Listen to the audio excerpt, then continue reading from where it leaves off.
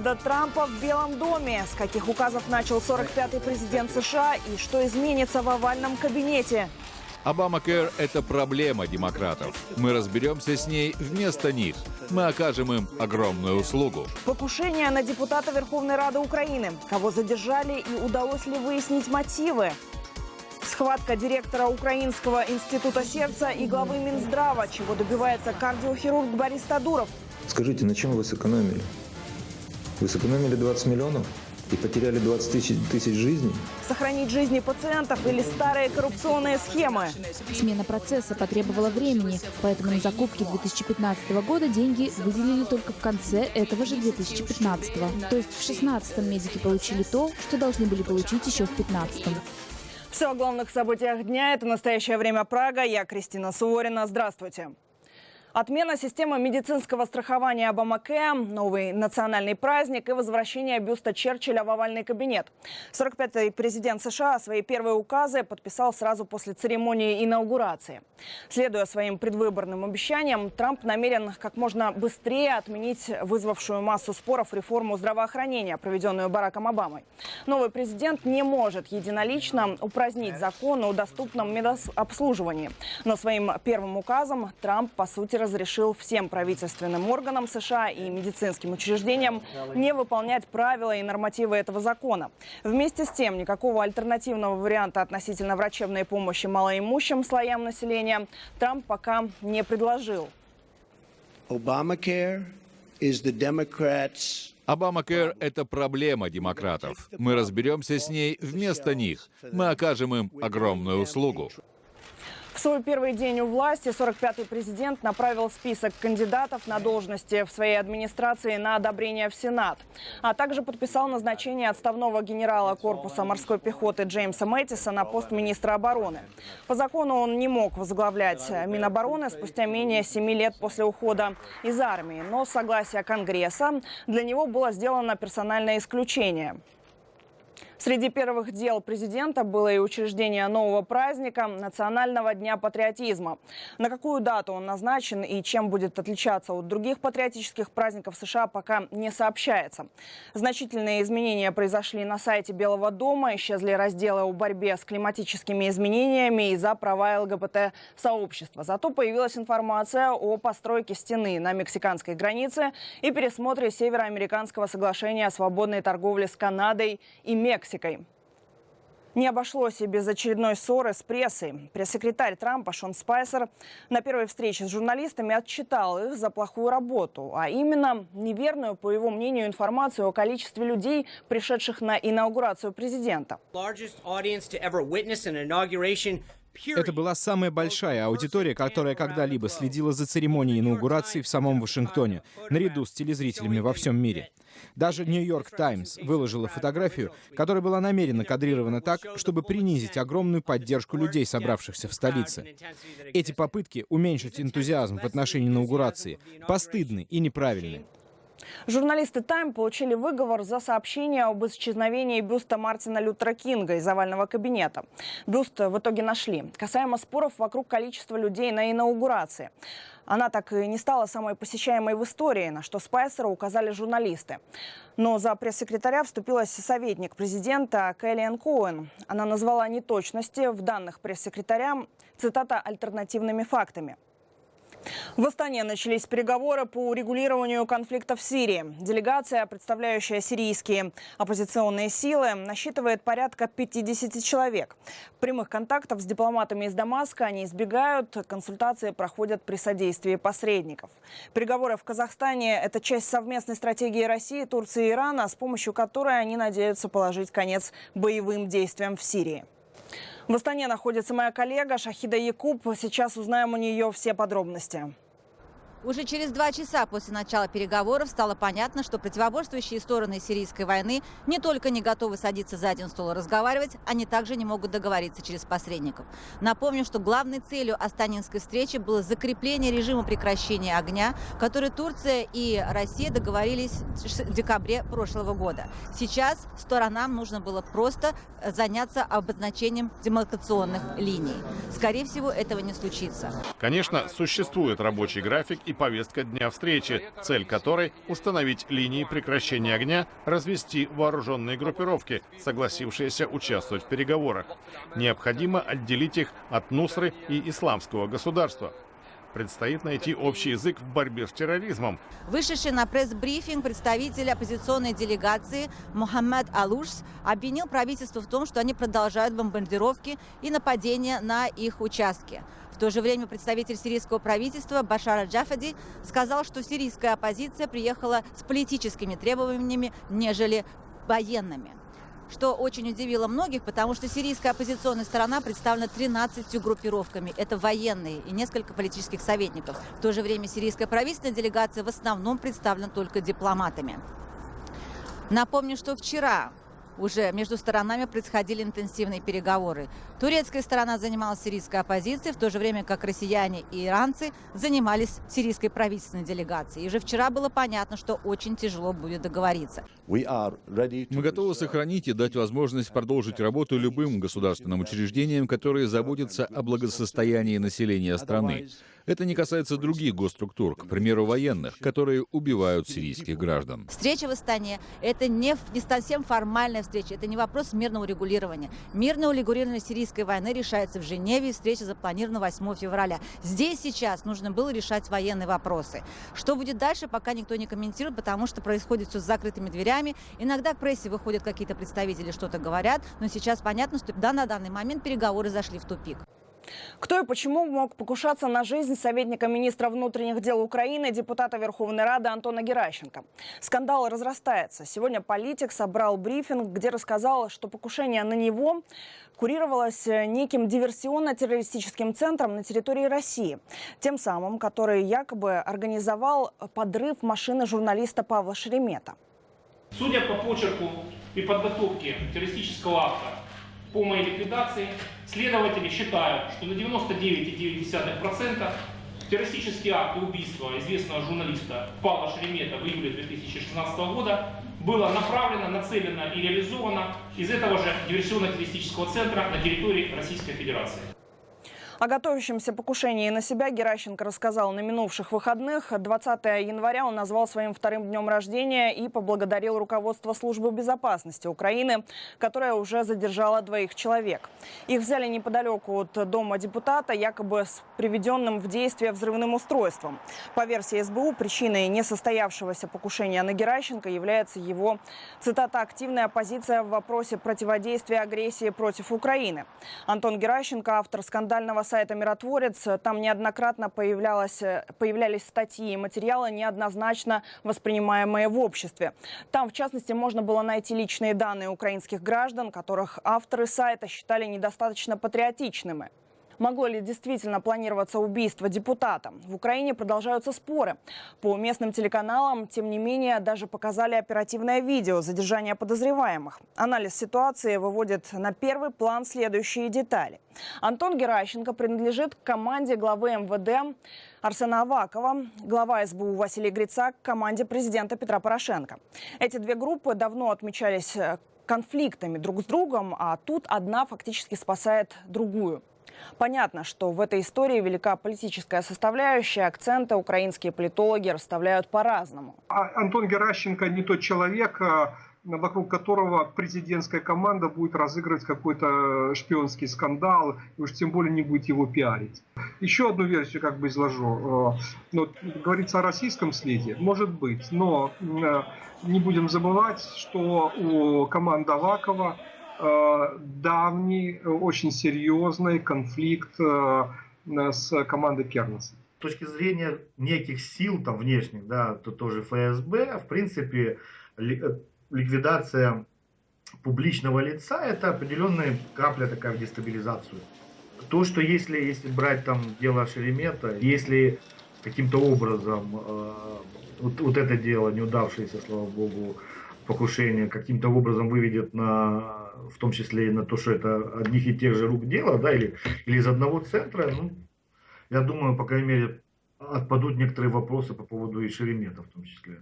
А вот как объяснил произошедшее коллега Антона Геращенко, советник министра внутренних дел Зарян Шкиряк? Он заявил, что обстоятельствам планирования и организации покушения на убийство Антона Геращенко идентичны подготовке и осуществлению теракта против Павла Шеремета. То есть, оказывается, расследование убийства журналиста серьезно продвинулось. Тогда почему спустя полгода после подрыва машины Шеремета никаких подробностей этого громкого преступления нет?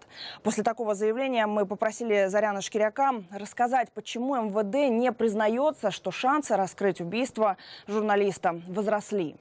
Есть понятие тайны следствия. Детали, естественно, как проводятся расследования, мы раскрывать не можем. В случае с Павлом Шереметом чрезмерная публичность и доступ к информации в какой-то степени затормозил ход расследования. Автомобиль, в котором ехал на радиоэфир журналист издания «Украинская правда», был подорван в июле прошлого года в центре Киева. Павел Шеремет скончался от ран в первые минуты после взрыва. Бомба была закреплена под днищем автомобиля. Комментариев спецслужб о ходе расследования этого преступления на протяжении последних 5 месяцев практически не было. Не стихает медицинский скандал в Украине. Директор Института сердца Борис Тадуров требует отставки главы Минздрава. Кардиохирург заявляет, нечем лечить пациентов, а задержки с поставками медикаментов. Люди умирают. В ответ на это Минздрав обвиняет медиков в желании сохранить старые коррупционные схемы и попытки сорвать медицинскую реформу. Что на самом деле происходит с украинской медициной, разбиралась Юлия Горичева. На операционном столе у главного кардиохирурга Украины 78-летний мужчина. За операцию на открытом сердце родственники пациента заплатили около $7000. Сделать ее бесплатно в государственной больнице не смогли. Сегодня ситуация такова, что с начала 2017 года склады пустые, а те закупки, которые будут сделаны уже в 2017 году, в лучшем случае мы их получим осенью. Медик утверждает, лекарства и расходные материалы закончились не только в его больнице. В кардиоцентрах всей страны ситуация аналогичная. Говорит, виноват Минздрав. С закупками опаздывают на год. Больницы до сих пор не получили заказанного на 2016. Пациентов Тадуров честно предупреждает, если денег на лечение нет, помочь не сможет. Это означает, что эти люди идут домой умирать. 2 недели медик критиковал начальство в соцсетях. Минздрав тоже в Фейсбуке отвечал, что ситуация в Институте сердца не так уж и критична. Тадурова поддержали главврачи других больниц, заявив, что и у них тоже препараты заканчиваются. И только после этого глава Минздрава вышла к журналистам объяснить задержку закупок. Опоздание закупок началось еще до моего прихода в министерство. Еще в 2015-м парламент решил, что госзакупками будут заниматься международные организации. Смена процесса потребовала времени, поэтому на закупки 2015 года деньги выделили только в конце этого же 2015-го. То есть в 2016-м медики получили то, что должны были получить еще в 2015-м. График закупок сильно сбился, говорит Супрун, но медикам обещают вскоре его выровнять. Заведовать Минздравом американку с украинским гражданством назначили 5 месяцев назад. Тогда президент обязал ее провести глобальную реформу в медицине и наладить процесс закупок. Раньше их проводили чиновники и медики, проводили коррумпированно, поэтому эту функцию передали международным организациям. Когда я пришла в министерство, процесс госзакупок был вовсе провален из-за саботажа и коррупции в Минздраве. Чтобы провести закупки, мы переписывали технические задания. Они были прописаны так, чтобы только одни производители или одни дистрибьюторы могли подать заявку на тендер. По первым закупкам международных организаций чиновники сделали вывод. Получается дольше, но дешевле, на несколько миллионов долларов. Однако медики от нововведений не в восторге. Скажите, на чем вы сэкономили? Вы сэкономили 20 миллионов и потеряли 20 тысяч жизней?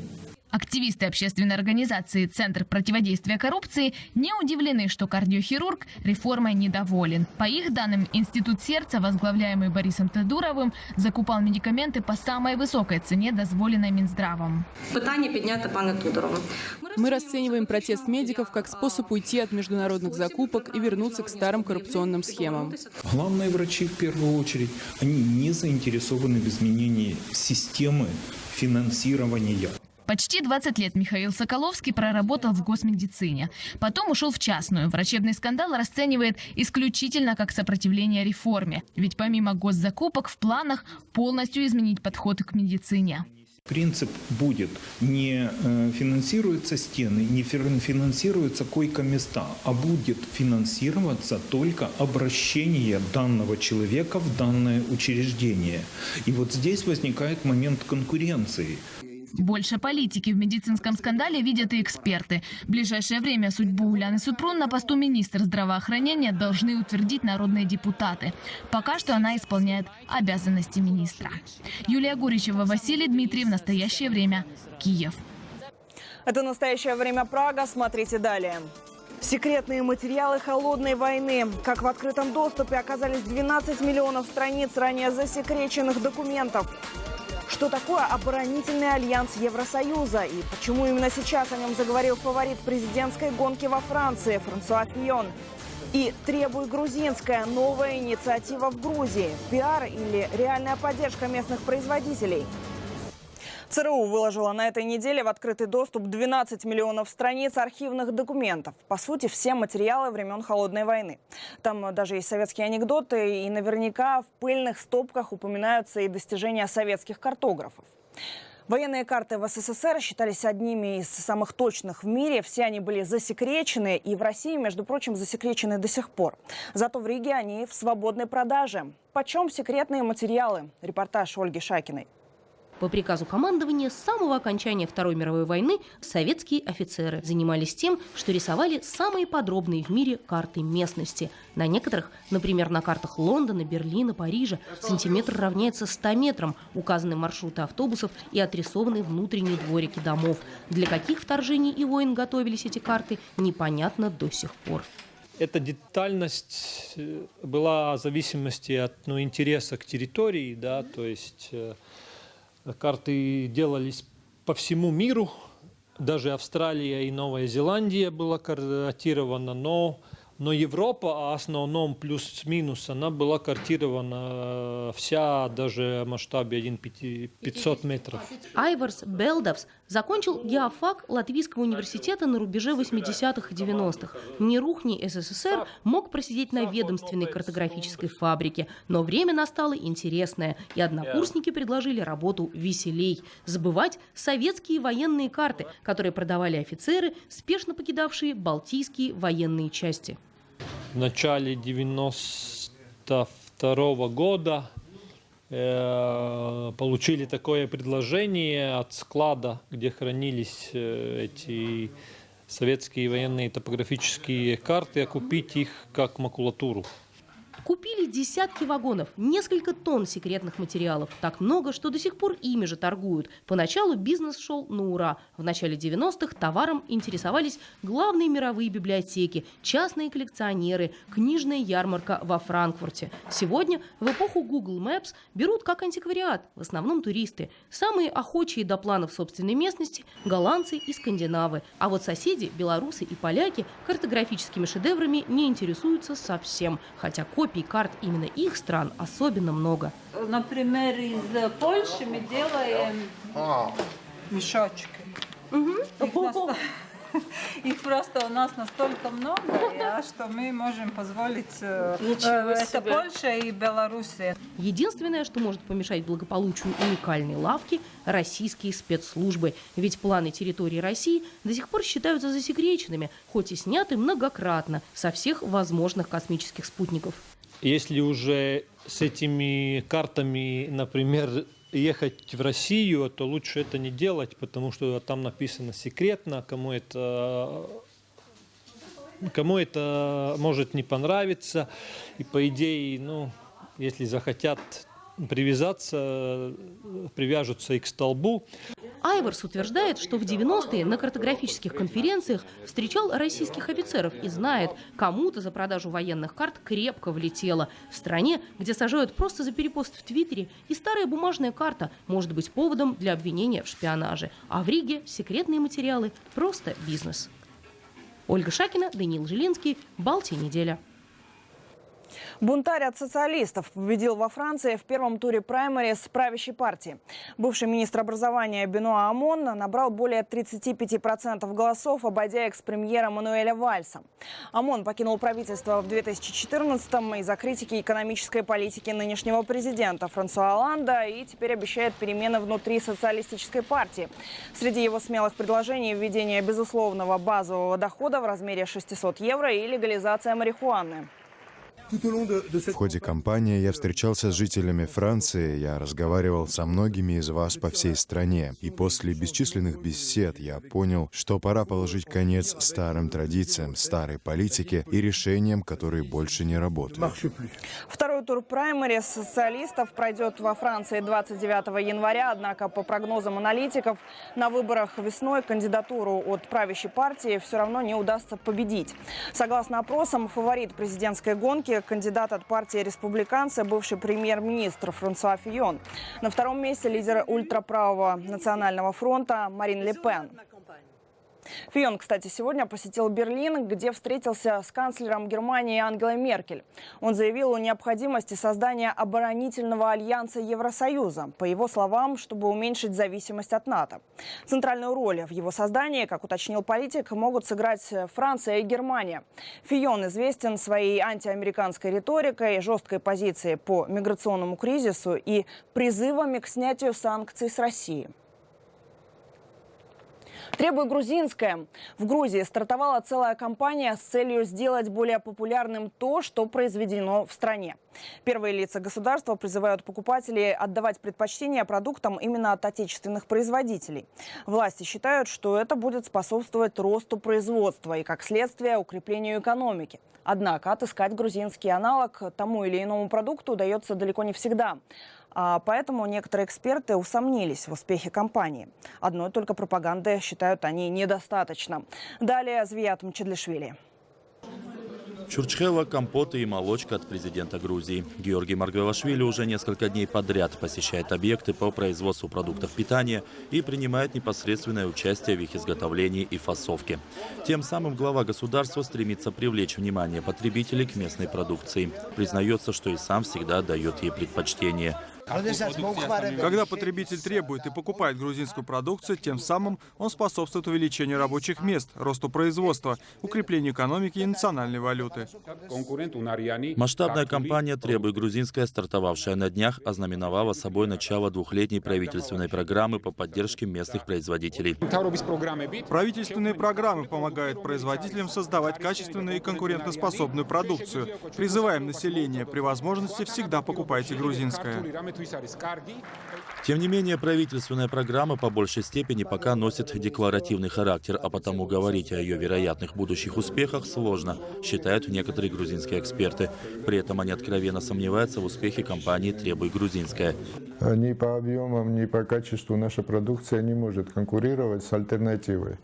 Ни на продовольственном сегменте, ни на потребительском, общем потребительском. Так что вся эта кампания, конечно же, впустую, она и не сработает. Однозначного мнения о кампании, судя по всему, нет и среди самих потребителей. Разумеется, когда есть возможность, я покупаю грузинские продукты, тем самым мы помогаем нашим производителям. Алкогольные напитки, даже вино, обычно берут только импортные. А вот, например, молочные продукты покупаю как местные, так и привозные. В общем, когда как. Витрины грузинских супермаркетов демонстрируют: ассортимент местной продукции пока действительно уступает импортной. Часто грузинские товары проигрывают своим конкурентам и в цене. Европейская продукция попадает на грузинский рынок в больших объемах, в том числе и благодаря соглашению об ассоциации с Евросоюзом. Но такая конкуренция, говорят эксперты, имеет свои плюсы. Она служит дополнительным стимулом для развития грузинского производства. Звият Мчедлишвили, Давид Симонишвили, специально для настоящего времени, Грузия, Тбилиси. На этом пока все. Наши выпуски вы можете найти в YouTube и на нашем сайте currenttime.tv. Это «Настоящее время». Кристина Суворина. До встречи.